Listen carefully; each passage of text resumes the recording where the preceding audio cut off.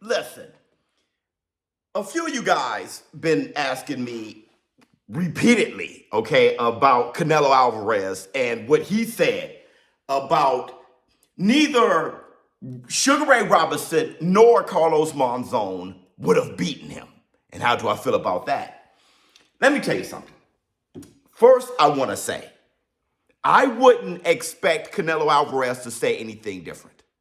All right? I actually respect him more for saying neither one of them would have beaten him. He's a fighter and an all-time great fighter at that. So that's what I expect him to say. And he should say that as a fighter. But what do I think? Let me tell you something. Sugar Ray Robinson would have beaten the hell out of Canelo. He would have torched Canelo. At middleweight, he would have beaten the hell out of Canelo. And I'm going to tell you this. Here's why. Floyd Mayweather wishes he was Sugar Ray Robinson. And Floyd Mayweather beat Canelo Alvarez so bad it was a joke. All right? Sugar Ray Robinson at 5'10", 5'11", whatever, power in both hands. Great IQ, beautiful footwork, perfect fighter. He would have boxing and beat him up. Sugar Ray Robinson beat the hell out of him. All right? Now, as for Carlos Monzon, I agree. Carlos Monzon wouldn't have beaten Canelo Alvarez. Canelo Alvarez is absolutely right. You want to know why? Because Canelo wouldn't have fought him. You want to know how I know? We have the modern day poor man's Carlos Monzon right now and the Mexican monster, David Benavidez. Have they fought? No. So if Canelo and Alvarez, if Carlos Monzon was around right now with Canelo Alvarez, they wouldn't even fought. So he's absolutely right. Carlos Monzon wouldn't have beaten him because they would have never fought. Now, here's the topic that I really want to discuss. I've been speaking with you guys about matchups, great matchups. And what keeps coming up is there's no money for certain matchups, all right? And I'm starting to realize this, and I want you guys to think about this. If there's no money for the best matchups in boxing, there's no money in boxing. And that's the black toe sugars. Espresso. There's no money in boxing. If there's no money for Crawford versus Boots, for Canelo versus David Benavidez, all the best matchups, there's no money in boxing. If you can't afford the best matchups, there's no money in boxing. And there's reasons for that too.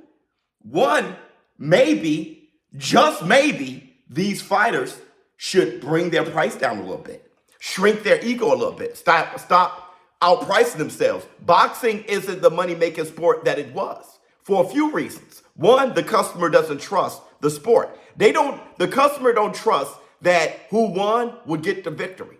Also, the customer doesn't trust that the two guys or two women in the ring are the best. Well, for women, we can trust that.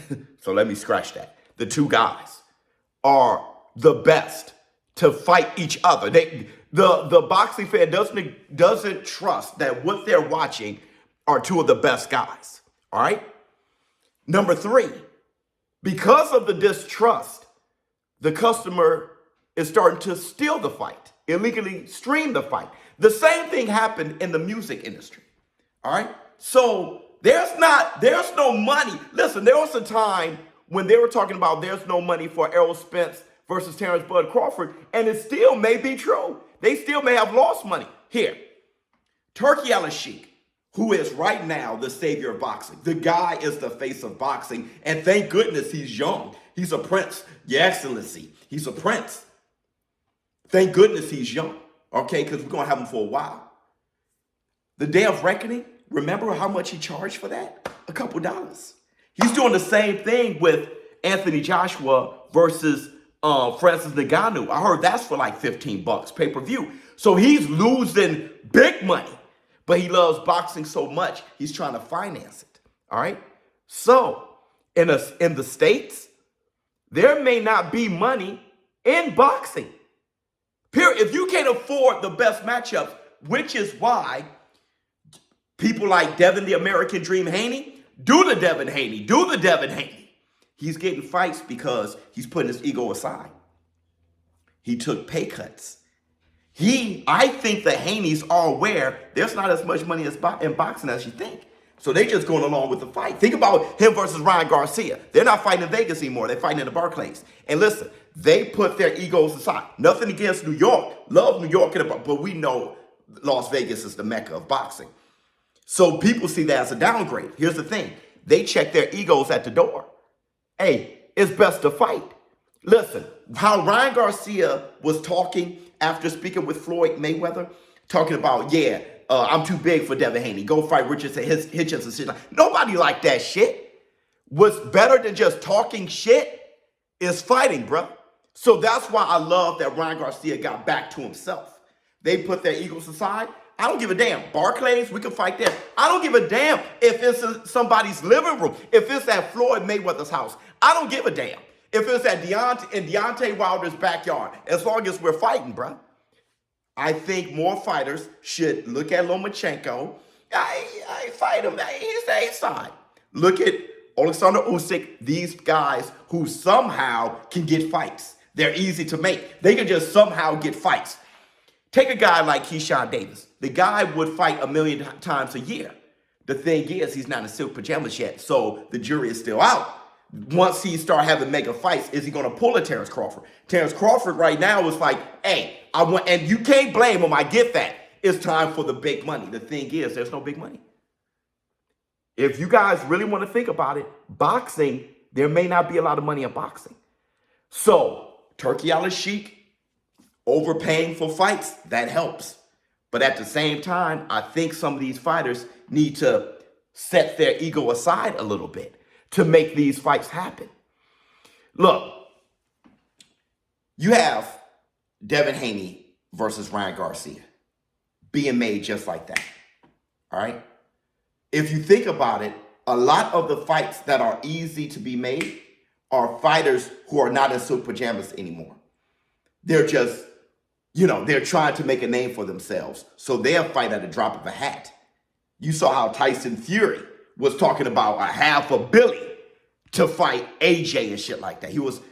He beat Wilder and he's like, listen, bro, I am the star. I'm the man. You got to overpay me. I think we all need to get to reality and understand that they have to put their ego aside, take it down a notch, and let us, like this community, promote the great matchups. And I think boxing has to take a step back to jump forward again. We have to kind of bring it down a notch and get back to what makes boxing great. Competition, a warrior, wanting to prove to himself, first and foremost, that he's the best out there, that he's willing to fight the next best. You see that, like I said, with women boxing, because they're not in silk pajamas yet. So all they have right now is their grit.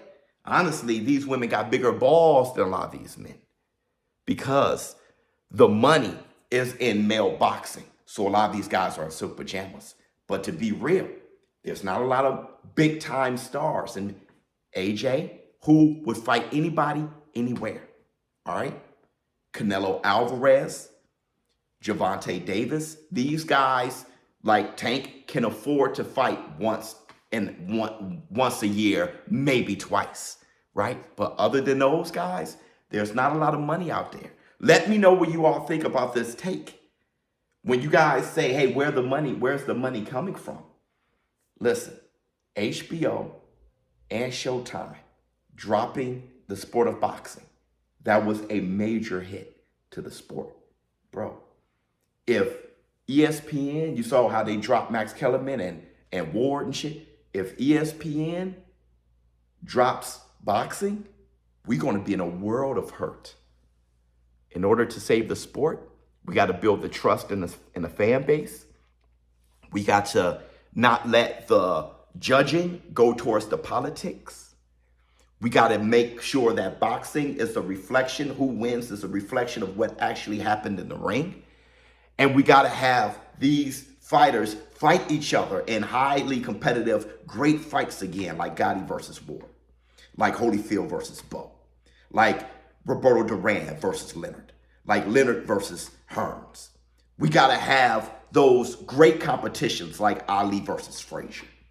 So you can build the trust in the customer, trust in the fan base again. That way, the fans will love the sport too much to steal it. Definitely do your due diligence in trying to stop the piracy. Stealing is never good. Do you know how much money Tank and Ryan Garcia would have made if people weren't stealing? All right, but people are stealing because they don't trust the sport. People don't steal from the UFC like that. Not like that. The UFC security is very great, though, online. They put a lot of money in shutting that shit down, those illegal streams, but they still slip through the crack. But the reason why UFC is doing well is because the customer believes in the sport. The customer is going to pay for it. We're going to support it. Build the trust back in the consumer by having the great matchups often that puts on a great product and have the result reflect everything that the customer saw. Let me know how you feel in the comments below. ShowBizz, little dope. I'm out.